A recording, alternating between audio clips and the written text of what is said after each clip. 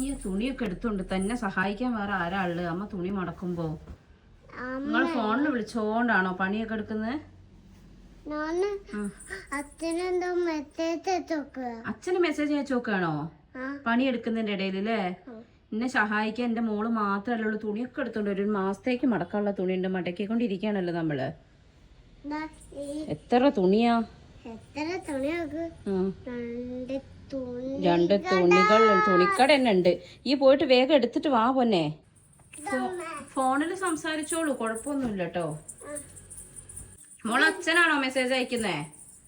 ആ, ഇതൊരു പണിയെടുക്കുന്ന ഒരു കുട്ടി. ഇങ്ങനത്തെ ഒരു കുട്ടി ഞങ്ങൾ ആരും കണ്ടണോ? ഇങ്ങനെ അമ്മമാരെ സഹായിക്കുന്ന ഒരു മോളെ ഞാൻ പോലും എൻ്റെ അമ്മേനെ എത്ര സഹായിച്ചിട്ടുണ്ടാവില്ല. ആ, എന്ത് സഹായിക്കുന്നോ? സഹായിക്കാന്നില്ലേ? ഓ, എന്തൊരു നല്ല മോള്. അവള് അംഗൻവാടി പോയാ ഞാൻ എന്താക്കും ഗൈസ്?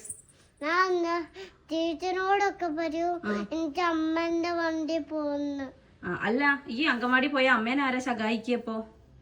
അപ്പൊ സ്കൂള് വിട്ടുന്നേ വരും ഞാന് അമ്മച്ചി ഇതൊക്കെ അമ്മക്ക് വാരിയിടാം. ആ, സ്കൂള് വിട്ട് വന്നിട്ടല്ലേ പുല്ലാങ്കുഴൽ വായിന്ന് എടുത്തില്ലെങ്കിൽ അടി എന്നോട് കൈക്കടി കിട്ടും. ഓക്കെ, അച്ഛന് വോയിസ് അയച്ചു കഴിഞ്ഞോ? ഈ എന്താ അച്ഛന് വോയിസ് അയക്കുന്നത്?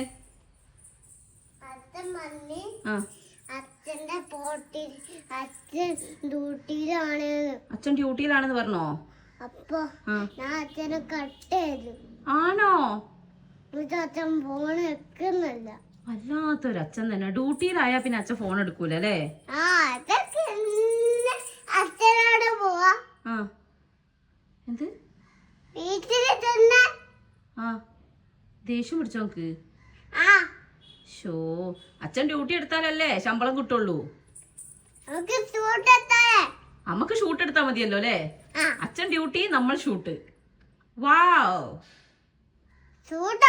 നമുക്ക് ഷൂട്ടാക്കാം. പിന്നെ അല്ല, നമുക്ക് ഷൂട്ട്, അച്ഛന് ഡ്യൂട്ടി. അച്ഛൻ വിളിക്കുമ്പോ നമ്മള് പറയല്ലേ അച്ഛൻ ഞങ്ങൾ ഷൂട്ടിലാണേ പിന്നെ വിളിക്കാന്ന് പറയല്ലേ? അതുപോലെ അച്ഛൻ നമ്മളോട് പറയും ഞാൻ ഡ്യൂട്ടിയിലാണേ നിങ്ങളെ പിന്നെ വിളിക്കാന്ന്. മനസ്സിലായോ? നമ്മള് ഷൂട്ട് ചെയ്യൂ. അത് സെറ്റല്ലേ? ആ, എന്റെ കുട്ടിക്ക് അതന്നെ ഇഷ്ടമുള്ളൂ അല്ലേ? ഷൂട്ട് ചെയ്യാ അതന്നെ. നമുക്ക് പ്രാന്താന്നോ? എന്താ ഓഫ്, ദേഷ്യങ്ങൾ വന്നിട്ട് തുണി എടുത്താ അതാ നല്ലത്. പോയി തുണി എടുത്തു വാ.